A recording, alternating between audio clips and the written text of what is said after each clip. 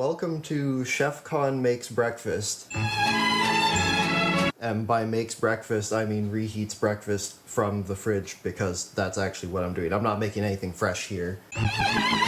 I'm gonna go in a slightly different order than I normally would. Normally I would just start with getting the waffles set up, and then while those are going, do stuff in between. But if I do that, then the waffles may get cold, and I will have a very hard time showing you about the buttering process. So I'm actually gonna start with the most important part, vitamins, because I can actually show you that. So here's just some Costco vitamin C.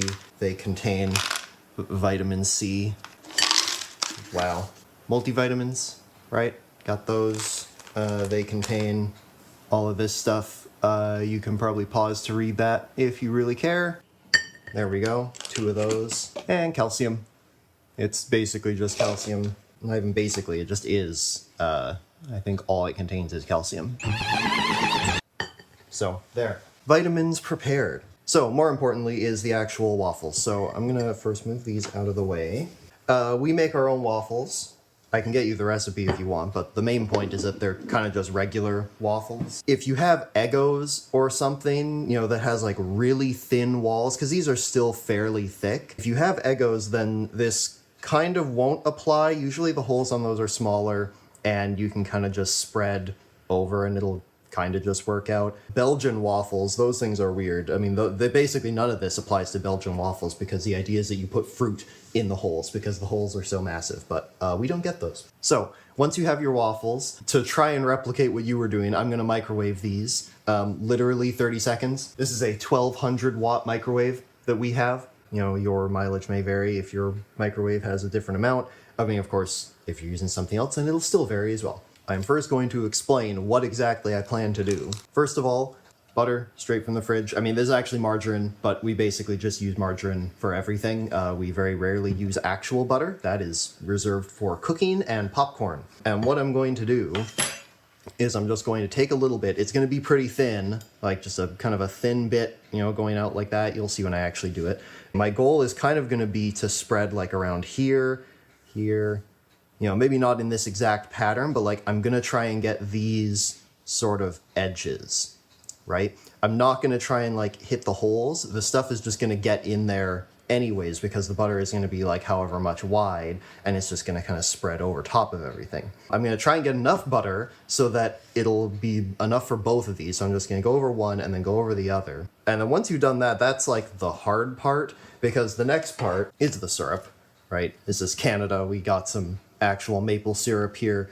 This isn't even fancy. This is just from Costco. And so for the syrup, that's not really even time sensitive, but for that, I am actually going to try and go roughly in this pattern, right? I'm going to just try and hit every single hole in a very systematic way. So there we go. The waffles are done. They are now squishy. I don't know how well you can see that given the angle, but they are squishy, right? Let's just put that here. Here's the butter. This is a brand new thing of butter, by the way, because it turns out the other one was actually running out. So, brand new thing of margarine. So I'm just going to kind of go around like this. Yeah, that's probably enough. So you can see, right, this is pretty thin, right? But that's going to be enough to do both waffles, I'm pretty sure. So I can kind of just go across like this. And you can see it's kind of getting stuck in the holes, but like I've kind of got, you know, these top edges, right?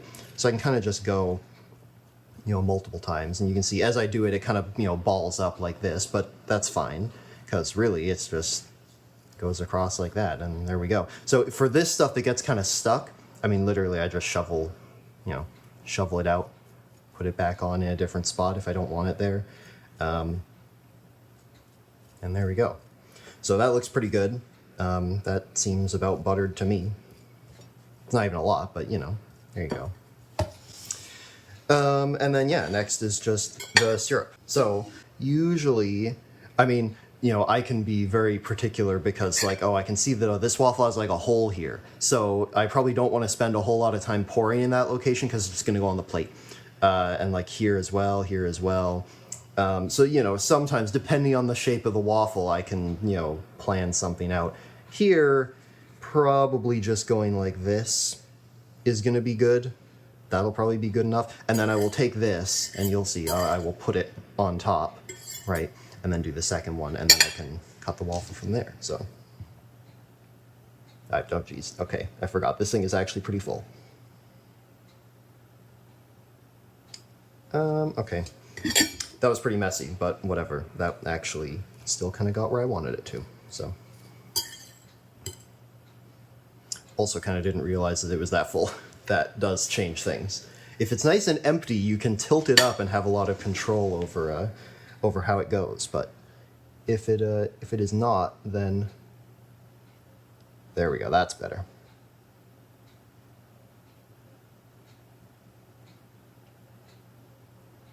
Yeah. See, now that I know it's full, I can actually, properly control the flow. And that just takes practice, right? I mean, that was something that I was never good at as a kid, but The other convenient thing, even if you do make a mess, I mean, it's just a waffle, right? So like, next thing I'm gonna do is I'm just gonna cut this. I usually, this part has kind of changed over the years. It's however big a piece you want. But what I usually do now is cut here, here, and then right across here. So there we go. Now I have 6 nice pieces. And I mean, if there's ever a problem, right? Okay, oh no, there's a whole bunch of syrup under there. Well, I can just kind of sop it up with the waffle, and it's fine. That's basically part 1 done. Part 2, banana. I'm just gonna have a banana because it's good. It has potassium, and it's only slightly radioactive. For the banana, you didn't ask about the banana, but whatever. Usually what I do not eat it like a monkey. You could, but usually I find that there's always going to be at least like, oh, I don't know, is that part going to be bad? And like, down there, is there going to be like a bruise or something? What I always do is just cut right at the top. So there's kind of like a sliver, and then just peel it back. So, this is like if you were going to eat it like a monkey. But instead, I just continue kind of tearing it open here. Yeah, okay, see, it's a good thing I did that. Look, there are some bad spots. So instead of trying to eat around those, so okay, let's see. So there's like a bad spot here. So I think I can maybe get away with kind of cutting at like this sort of an angle. So I'm gonna kind of, okay. Yeah, no, see, look at the inside. No, this definitely needs a more serious, oh yeah, okay, maybe that's why, because there's, Yeah, it's always unfortunate when these bananas, they look pretty good on the outside, and then you cut into them, and it's like, oh darn, there's a massive bruise, and now I'm having to cut massive parts around. Also, something, don't cut towards yourself, except this is a soft banana, and I have good knife control, so, yeah. That looks pretty good. Once I get it to like a good enough state, like sort of now, I mean, it looks good. There's kind of that one bit where I might cut more out, but I can just put it down here, and then just cut it into the slices that I actually want to eat, because I'm going to eat it with a fork, so I don't get my hands messy. Yeah, so now I can kind of inspect, like, okay, this is kind of one of the bad ones, so like, do I want to cut this piece out? Like, I can do this and kind of check. Let's see. No, I think that's okay. I can also just not eat that piece if it ends up not being good. There you go. And now all of this, conveniently, this can just go in the green bin. And there we go. Put the vitamins back on. Wow, tasty breakfast. So there you go. Hopefully that was helpful. That was probably more information than you asked for, but I needed to make breakfast, and so I showed you basically the whole process. So